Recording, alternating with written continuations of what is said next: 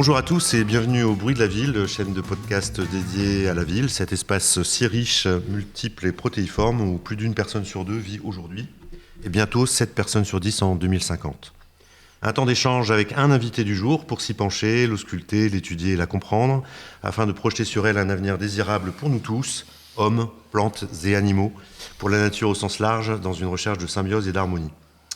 Le thème du jour est celui de la biodiversité en milieu urbain. Il s'agit ici spécifiquement de se poser la question du vivant, au sens large, et des conditions préalables et nécessaires pour qu'elle trouve sa place dans les projets d'aménagement, dans l'espace de la ville en général.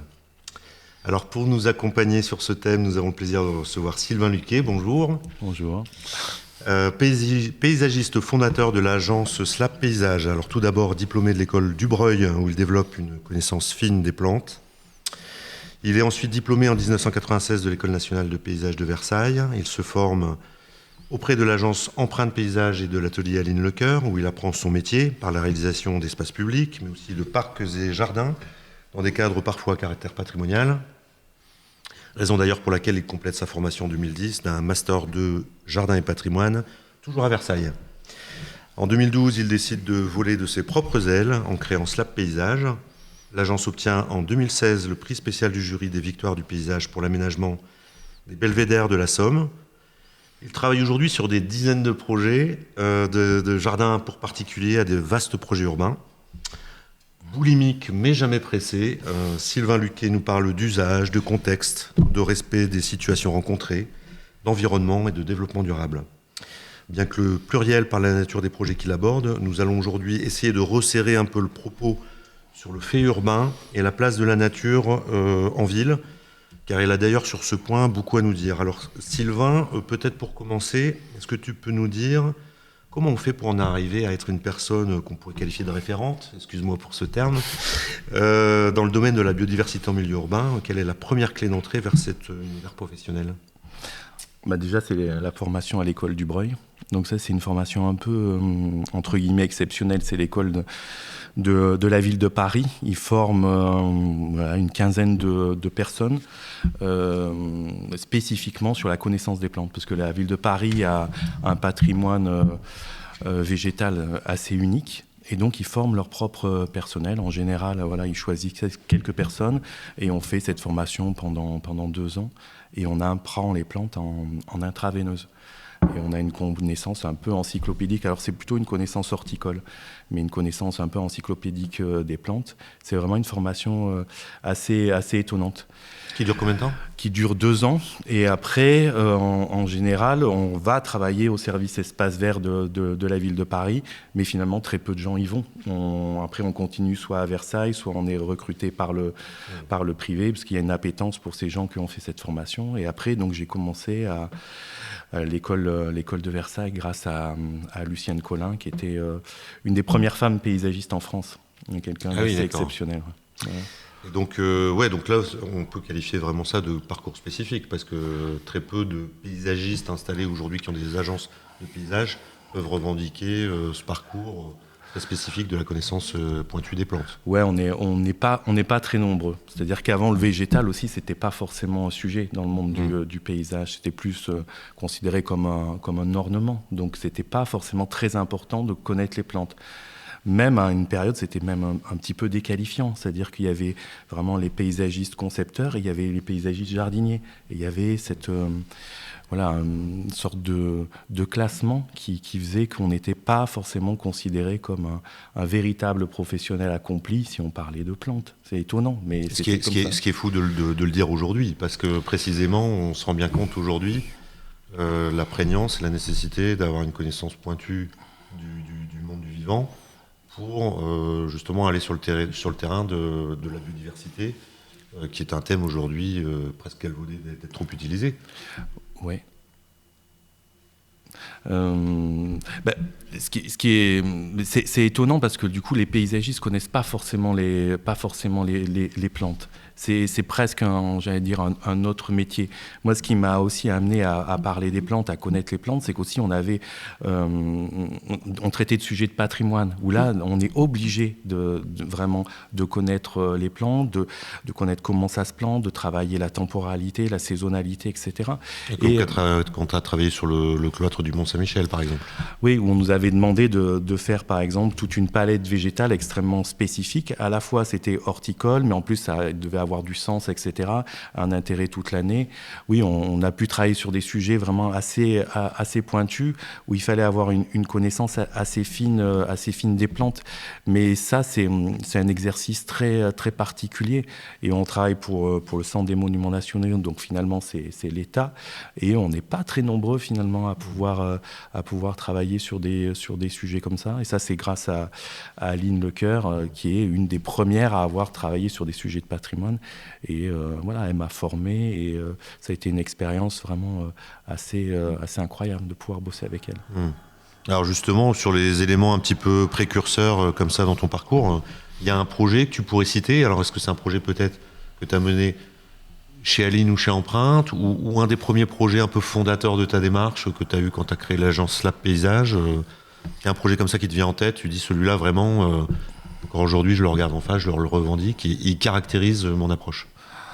C'est pas forcément un projet en particulier, mais c'est pluriel. C'est un peu tout. C'est-à-dire qu'on insuffle à chaque fois dans nos projets. À chaque fois, c'est le végétal qui est au centre de nos préoccupations. Et donc, tous ces projets, à la fois que ça soit... Et ce qu'on a essayé de faire, c'est aussi de se cogner avec des sujets que certaines personnes ne voulaient pas aborder, comme les sujets de promoteurs, où c'était déqualifiant de travailler pour ça. Et je pense que ces sujets-là méritent qu'on s'y intéresse. Et nous, avec nos armes, avec le végétal, on arrive à faire des choses vraiment intéressantes qui changent la perception, la vie des gens, qui travaillent sur la biodiversité, qui travaillent sur le vivre ensemble, qui travaillent sur le contexte. Et ça nous intéresse. Et quels que soient les sujets, que ça soit un parking, que ça soit un château, que ça soit l'espace public, à chaque fois, on arrive avec nos armes et on essaie de défendre la place du végétal dans ces espaces-là. Et on y arrive, je pense, toujours. Alors après, oui, il y a des sujets vraiment intéressants sur lesquels qu'on a pu bosser. Il y a un des projets que j'aime bien, c'est à Eylem, c'est une rue jardin. C'est finalement comment une rue devient un véritable jardin. C'est aussi une rue où il y a 0 tuyau, tout est géré en superficiel, donc vraiment intéressant, avec une présence du végétal extrêmement affirmée, une voirie partagée, etc. Et finalement, c'est comment on fait pour faire du 0 tuyau dans l'espace public ? Eh ben, on n'a pas de bordure, et du coup, on fait aussi des projets pas chers. C'est aussi, on travaille sur l'idée de la sobriété, de la frugalité, et donc, il n'y a pas de bordure, il y a un nivellement le plus simple possible, on pente tout sur les espaces verts. Ça permet aussi d'arroser les arbres, parce qu'il y a un problème aussi d'accès à l'eau, sur comment les plantes peuvent se nourrir, peuvent avoir accès à l'eau. Si on est 0 tuyau, on infiltre directement, on a des arbres qui se portent mieux, on fait des fosses continues pour avoir une véritable présence de terre végétale. C'est toute une stratégie qu'on met en place. On fait les choses vraiment très différemment. Et ça, c'est vraiment intéressant. Alors on entend parler aussi un peu souvent en ce moment du terme de démacadamisation. Ouais. Alors c'est même un terme qui est pas mal repris par les politiques en ce moment. Ça procède de cette idée, retrouver le sol nourricier. Ouais, c'est ça. Et on a fait une opération qui est assez marrante, c'est des cours au jardin. C'est des cours pour Mont-Saint-Barreul. C'est comment on fait passer d'une cour en macadam à un véritable jardin. Et donc là, on a enlevé du macadam, on a fait des espaces de jardin, on a mis des petits poulaillers, des nichoirs, etc. Et c'est assez extraordinaire de voir comment une cour minérale devient un véritable espace de biodiversité, de vie pour les gosses. Et sur l'île aussi, on est en train de faire ça, sur toutes les cours de l'île. Et c'est assez étonnant, c'est vraiment... on est assez fiers de travailler sur ce sujet, de travailler de cette manière-là, et du coup, les politiques vraiment se saisissent effectivement de ce sujet. C'est un véritable... Mais du coup, est-ce qu'il y a des enjeux techniques pour y parvenir? Parce que ça paraît simple comme ça quand on parle. De dire finalement, il suffit juste de remettre de la végétation dans l'espace public. J'imagine bien qu'il y a des conditions et des contraintes préalables ou des contraintes techniques à lever pour y parvenir. Je pense que c'est surtout aussi des contraintes psychologiques et des habitudes de travail à revoir. C'est-à-dire que mettre du végétal dans l'espace public, c'est possible. Gérer des réseaux, c'est possible. Gérer des contraintes techniques, c'est possible. Par contre, convaincre les gens, convaincre les politiques de le faire, ça, c'est une autre paire de manches. C'est ça, la complexité. Mais voilà, on est là pour ça. Ça ne serait qu'une question d'évolution des mentalités. Complètement, ouais, je crois. Et la place de la voiture dans tout ça, on en fait quoi ? La place de la voiture, on peut concilier les deux. C'est-à-dire, oui, on a besoin de mobilité, on a besoin d'avoir des voitures, mais pas des voitures n'importe où, n'importe comment. Comment est-ce qu'on gère ça ? Il y a la bagnole électrique qui va arriver. Comment on va gérer les bornes électriques sur l'espace public ? Quelle est la place de la voiture ? Est-ce qu'elle est partout ? Non, pas forcément partout. Est-ce qu'on peut partager l'espace ? Oui, on peut partager l'espace. Donc voilà, c'est juste une question de volonté et aussi de bon sens, quoi. C'est assez simple, quoi. Et alors aujourd'hui, ton agence, alors vous êtes combien de personnes à l'agence là chez SLAP ? On est 9. 9 personnes. Ouais. Vous avez beaucoup de travail. Petite famille, on a beaucoup de boulot. Ouais. Vous êtes un peu débordé, vous êtes très sollicité, je pense, effectivement, précisément parce que vous avez su développer peut-être une spécificité, je ne sais pas si on peut le dire comme ça, parce que tu en parles avec simplicité, comme si c'était évident de réussir à introduire la biodiversité dans le milieu urbain. Je t'entraînais un peu sur le terrain de la complexité, mais te questionner un peu là-dessus, parce que quand même, au-delà de lever des doutes politiques, il y a quand même le milieu urbain n'est pas aussi simple que le milieu naturel ou agricole, où là où on peut planter plus facilement, on a contact à la terre qui est direct. Je me souviens que tu avais développé un concept de végétalier, c'est-à-dire en fait de trouver le moyen de créer une espèce de continuum végétal entre le sol, les façades des bâtiments et le toit des bâtiments. Tu peux peut-être un peu nous en parler ? Ouais, c'était un concept qu'on a développé, c'était végétaliaison, c'est-à-dire que ce qu'on essaie de faire, et même ce qu'on essaie sur tous nos projets, c'est-à-dire que chaque bâtiment doit être dans un socle végétal. C'est-à-dire à la fois, on crée un ourlet végétal. Ça nous permet aussi de gérer les limites entre l'espace public et l'espace bâti, et ça permet aussi d'avoir une gestion de l'eau aussi un petit peu intelligente. Et donc du coup, ce qui est intéressant, c'est qu'on rentre chez soi par un jardin. On rentre pas par un trottoir, mais par un espace de jardin. Et après, ça veut dire qu'on a un ourlet de pleine terre tout autour du bâtiment. Et à partir de cet ourlet, on peut aussi se déployer sur la façade. On crée cette continuité. De cette façade, on peut aller sur des terrasses, sur les toits, et du coup on imagine que voilà, c'est un petit biotope, l'humain fait partie de ça, mais on essaie que chaque bâtiment aussi s'inscrive dans un contexte écologique qui est intéressant. Et en même temps, on peut dire que c'est complexe, mais non, c'est ultra facile, et en plus c'est intéressant parce que voilà, on gère les problèmes d'altimétrie, on gère les problèmes d'accès, les problèmes de réseau, et finalement cette plus-value nous permet d'enlever des contraintes, et c'est intéressant. Et alors, il faut arriver à la preuve par l'exemple. Vous avez déjà des projets aujourd'hui qui sont livrés oui, un peu de ce genre, où on commence à avoir cette nature, cette biodiversité qui, à tous les étages, j'ai envie de dire. Le quadrilatère des piscines avec 9,81. À Hélène, la rue Jardin. On a pas mal on construit, entre guillemets, on plante beaucoup. C'est-à-dire qu'on a beaucoup de chantiers en cours. Et vous accompagnez les plantations ? Ça fait partie de vos missions ?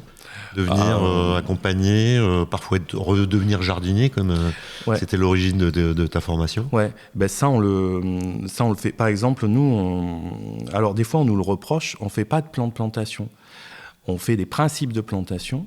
Donc à chaque fois, les maîtres d'ouvrage dire qu'est-ce que c'est ? Il n'y a pas de plan de plantation, etc. Oui, il n'y en a pas. Il y a des listes de plantes. Par contre, chaque plante, c'est nous qui le disposons. C'est-à-dire qu'on va avec les entreprises, on dispose chaque plante.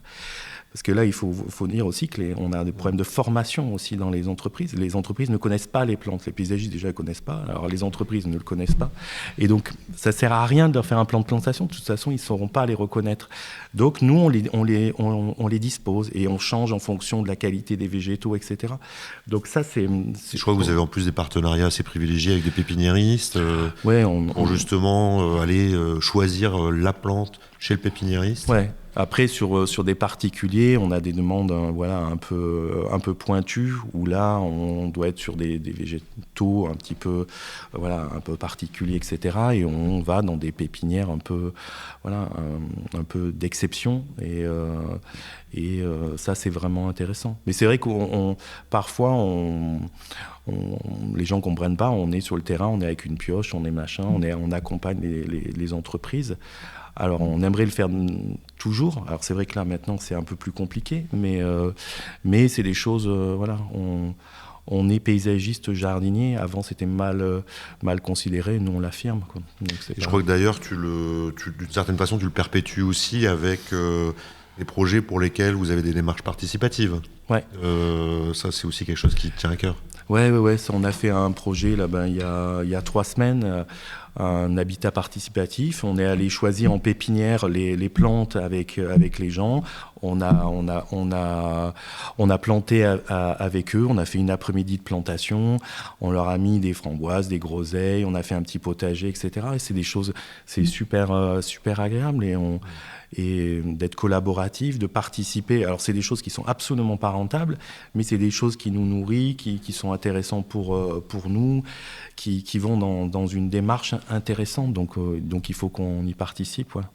Parce que là, on est déjà dans une forme de pédagogie. Enfin, on est dans une forme de pédagogie.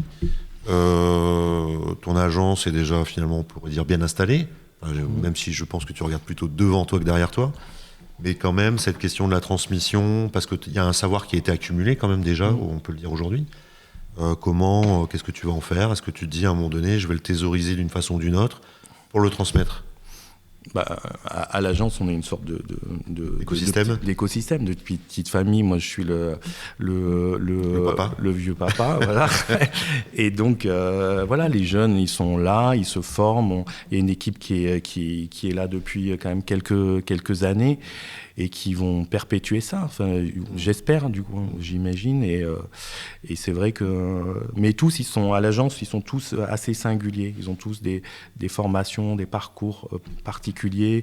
Moi, je suis assez fan de tous. Et ils ont des singularités vraiment intéressantes. Et ce qui fait qu'on est extrêmement complémentaires. Et donc, ouais, donc le maître mot, on pourrait dire, pour toi, c'est quand même la diversité. Oui, j'avais une dernière question avant d'arriver à des questions blitz, mais je sais que cette question va t'embêter, mais est-ce que tu as un projet phare emblématique de l'agence? L'agence... C'est une bonne réponse, effectivement. Quelques petites questions blitz pour terminer. C'est quoi pour toi la ville de demain? La ville de demain, c'est une ville certainement moins énergivore. Enfin, je pense qu'on est en plein dedans là en ce moment. Donc ça me paraît primordial. C'est une ville qui est peut-être moins consommatrice de surface. C'est une ville qui va trouver ses limites. On ne peut plus maintenant s'étendre comme on le faisait avant. Et donc aussi une ville qui est plus en lien avec son territoire, ses territoires périurbains, l'agriculture périurbaine. C'est aussi peut-être une ville qui va chercher la hauteur. Ça, je n'arrive pas à en comprendre en ce moment. Quand on parle de hauteur, il y a toujours... on a l'impression que c'est un sujet à ne pas aborder. On va devoir aborder... C'est un sujet polémique, effectivement. Voilà, ouais. Est-ce qu'il ne faut pas libérer le sol et monter ? Voilà, c'est une ville qui sera une ville où il y aura la nature qui sera beaucoup plus présente, j'imagine. C'est une ville plus respirable, plus respectueuse, et où il y aura un vivre ensemble.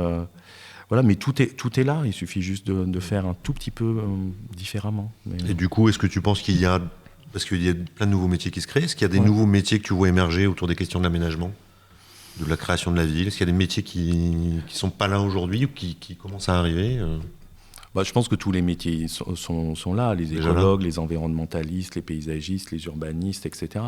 Je pense que ce qui va être un peu différent, c'est qu'on on va devoir tous collaborer ensemble pour faire les choses ensemble et moins travailler chacun de son côté. Il y a peut-être des métiers qui vont arriver, peut-être justement précisément sur la question de comment nous faire travailler ensemble, nous aider à collaborer. Ouais, peut-être. Des facilitateurs, des entremetteurs, presque, on pourrait dire. Ouais, peut-être des chefs d'orchestre. Des nouveaux chefs d'orchestre. Ouais. Mais ça, je pense que c'est un peu les urbanistes qui doivent nous accompagner là-dessus. Je pense que c'est eux les vrais chefs d'orchestre, c'est eux qui doivent réfléchir. Ils ont peut-être encore un peu à se former alors sur le sujet. Ouais, peut-être, mais en tout cas, c'est peut-être une belle clé d'entrée pour comment on travaille ensemble. Nous, on travaille avec pas mal d'urbanistes différents, et c'est vrai que les projets sont beaucoup plus intéressants quand on imagine la globalité et non pas à chaque fois le détail. La cohabitation des savoirs, mais plutôt le savoir-faire ensemble. Ouais, c'est ça. Ouais. Et c'est quoi ton prochain grand projet ? Prochain grand projet Nouvelle agence ? Ah ouais, j'aimerais bien qu'on déménage. Ouais. Je sais que tu me dis que t'aimes bien déménager. Ah ouais. Une péniche, ça serait pas mal. Une péniche, ça serait pas mal. Ouais. Ça pourrait être pas mal. Une péniche recouverte de biodiversité urbaine, de ruches. Ouais. Ça pourrait être. Et d'hôtels à insectes. Ça serait pas mal. Et puis, oui, peut-être. Plein d'envies, plein de choses. L'idée d'avancer. Et puis, voilà. T'as un livre qui t'a marqué récemment ? Alors récemment, un souvenir lointain. Peut-être La faute de l'abbé Mourier. C'est Zola. Et un livre un peu étonnant qui parle d'un jardin fantasmé, avec une description de jardin, avec une sorte d'énergie de vie qui sort de tout ça, qui est vachement belle. J'ai lu ça quand j'étais ado et j'ai adoré ce livre. Un livre à retenir, je ne le connais pas, je écoute au conseil. Et alors, est-ce qu'il y a un dernier projet que tu as pu visiter, alors que ce soit un jardin, un bâtiment, qui t'a provoqué une émotion quelque chose que tu aurais vu récemment, et tu t'es dit ça vraiment, presque limite, j'aurais pu le faire, j'aurais eu envie de le faire.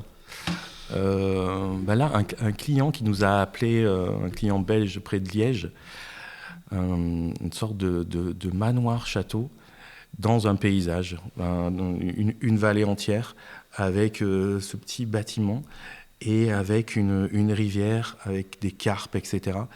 Et tu tombes sur le cul, quoi. Tellement c'est absolument magnifique, quoi. Déjà formidable. Ouais, formidable, et qui te demande qu'est-ce qu'il faut faire, et toi tu te dis il faut rien faire. C'est le truc, il faut surtout rien faire. C'est magnifique. Surtout rien faire. Ne pas abîmer voilà. Mais c'est vrai qu'on est souvent à limiter les choses en disant voilà, ne faites rien, ça sera beaucoup mieux. C'est déjà pas mal, ouais. C'est déjà pas mal. C'est vrai que les lieux comme ça, alors justement, là, peut-être ma dernière question, c'est t'as un lieu de prédilection, un lieu où tu te ressources, presque une antichambre, tu vois, du repos, dans cette vie un peu trépidante de Sylvain Luquet, paysagiste. Dans ma serre. Dans ta serre ? Dans ma serre, il faudrait que tu viennes, dans la serre sur le toit. Ah oui. Donc voilà, on a fait une petite serre au-dessus d'un garage, et avec 70 cm de terre. À chaque fois, on n'arrive jamais à faire ça dans nos projets. Je me dis, je vais le faire. Voilà, je vais le faire. Et du coup, c'est le bonheur de soir d'aller chercher sa salade, d'aller chercher ses petites herbes, etc. Et là, tu es en plein milieu urbain, on est d'accord ? Ouais. Non, on est en pleine ville. C'est un lieu qui est assez étonnant. Et c'est que du bonheur. Donc le soir, on rentre d'une journée un peu éprouvante et puis on va dans sa serre. Tu t'es créé ton petit univers de biodiversité en milieu urbain. Voilà.